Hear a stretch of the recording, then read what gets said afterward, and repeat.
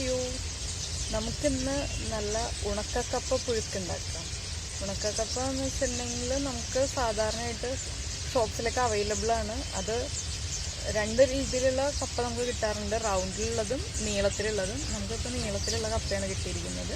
അപ്പോൾ ആ കപ്പ ഉപയോഗിച്ചിട്ട് തേങ്ങയൊക്കെ ചേർത്തിട്ട് നമുക്ക് കപ്പ പുഴുക്കുണ്ടാക്കാം. ഇത് നമുക്ക് വൈകുന്നേരം ചായയുടെ കൂടെയും കഴിക്കാം. അതുപോലെ തന്നെ ഇപ്പോൾ മീൻകറിയൊക്കെ ഉള്ള ദിവസമാണെങ്കിൽ മീൻകറിയൊക്കെ കൂട്ടിയിട്ട് നമുക്ക് ഡിന്നറായിട്ട് കഴിക്കാം. അപ്പോൾ നമുക്ക് കപ്പ പുഴുക്ക് റെഡിയാക്കാം. നമുക്ക് കിച്ചണിലേക്ക് പോവാം. നമുക്ക് ഇൻഗ്രീഡിയൻസ് നോക്കാം. നമ്മൾ ഉണക്കക്കപ്പ വെള്ളത്തിലിട്ട് വെച്ചിട്ടുണ്ട്.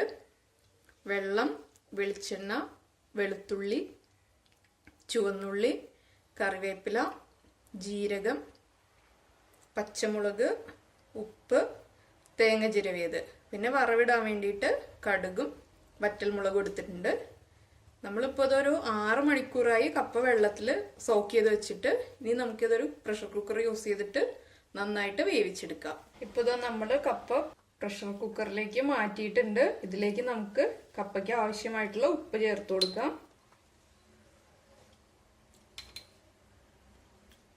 അപ്പോൾ ഇതിൽ നമ്മൾ വെള്ളം ഒഴിച്ചിട്ടുണ്ട്. കപ്പയുടെ ലെവലിലും താഴെയാണ് നമ്മൾ വെള്ളം ഒഴിച്ചിരിക്കുന്നത്. ഇനി നമുക്ക് കപ്പ നന്നായിട്ട് വേവിച്ചെടുക്കാം. അപ്പോൾ കപ്പ വേവുന്ന സമയത്ത് നമുക്ക് ഇതിലേക്ക് വേണ്ടിയിട്ടുള്ള അരപ്പ് റെഡിയാക്കാം. അതിന് വേണ്ടിയിട്ട് നമ്മളിവിടെ ചിരവിയ തേങ്ങ എടുത്തിട്ടുണ്ട്. അത് നമുക്ക് മിക്സിയുടെ ജാറിലേക്ക് മാറ്റാം.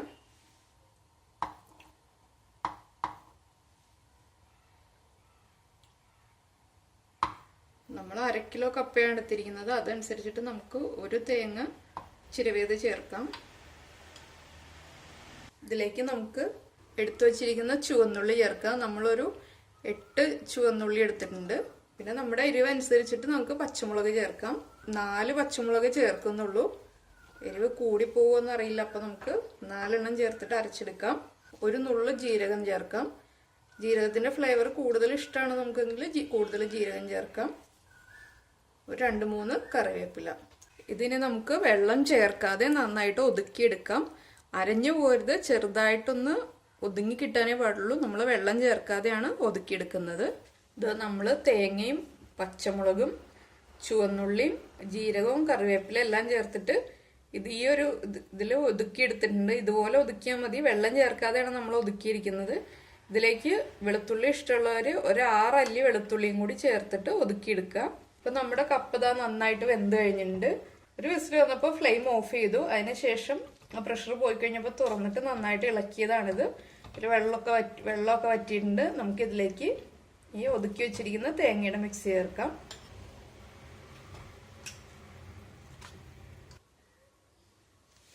നമുക്ക് തേങ്ങയുടെ മിക്സും കപ്പയും ചേർത്ത് നന്നായിട്ട് ഇളക്കി യോജിപ്പിക്കാം.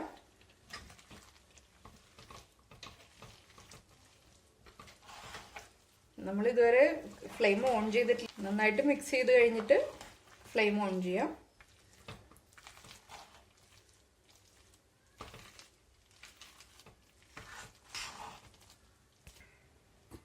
നമുക്ക് ഫ്ലെയിം ഓൺ ചെയ്യാം. നമുക്കിത് തേങ്ങയുടെ ഒരു പച്ച സ്മെല്ല്, റോ സ്മെല്ലൊന്ന് മാറി വരുന്നത് വരെ ഒന്ന് കുക്ക് ചെയ്തെടുക്കുക. ഒരു 2 മിനിറ്റ് കുക്കായാൽ മതി. ഇതിപ്പോൾ കപ്പ വെന്തിട്ട് വെള്ളം കറക്റ്റായിട്ട് വറ്റിയതുകൊണ്ട് ഞാനൊരു 4 ടേബിൾ സ്പൂൺ വെള്ളം ഇതിലേക്ക് ചേർത്ത് കൊടുത്തിട്ടുണ്ട്. തേങ്ങയുടെ മിക്സ് ചേർത്തതിന് ശേഷം. അല്ലെങ്കിൽ നമ്മൾ കുക്കറിലാണ് വെച്ചിരിക്കുന്നത്. നോൺ സ്റ്റിക്കിൻ്റെ പാനിലാണെങ്കിൽ കുഴപ്പമില്ല, അടിയിൽ കരിഞ്ഞു പിടിക്കില്ല. ഇത് വെള്ളം നമ്മൾ ചേർത്ത് കൊടുത്തില്ലെങ്കിൽ ചിലപ്പോൾ കരിഞ്ഞു പിടിക്കുക. അതുകൊണ്ടാണ് ഒരു 4 ടേബിൾ സ്പൂൺ വെള്ളം ചേർത്ത് കൊടുത്തത്. ഒരു 2 മിനിറ്റ് നമുക്ക് ലോ ഫ്ലെയിമിൽ വെച്ചിട്ടൊന്ന് സ്റ്റീം ചെയ്തെടുക്കാം.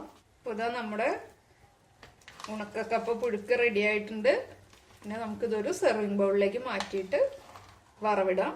ഇതാ നമ്മളൊരു പാൻ വെച്ചിട്ടുണ്ട്. പാൻ ചൂടായിട്ടുണ്ട്. ഇതിലേക്ക് നമുക്ക് വെളിച്ചെണ്ണ ഒഴിച്ചു കൊടുക്കാം.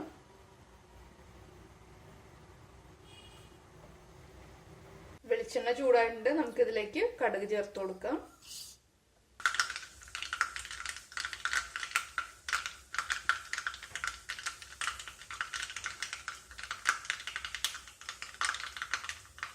കടുക് പൊട്ടി കഴിയുന്നുണ്ട്. നമുക്ക് കറിവേപ്പില ചേർക്കാം.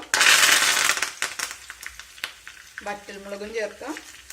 ഇത് നമുക്ക് റെഡിയാക്കി വെച്ചിരിക്കുന്ന കപ്പയിലേക്ക് ചേർത്ത് കൊടുക്കാം. ഇപ്പൊ ഇതാ നമ്മുടെ കപ്പപ്പുഴുക്ക് റെഡി ആയിട്ടുണ്ട്.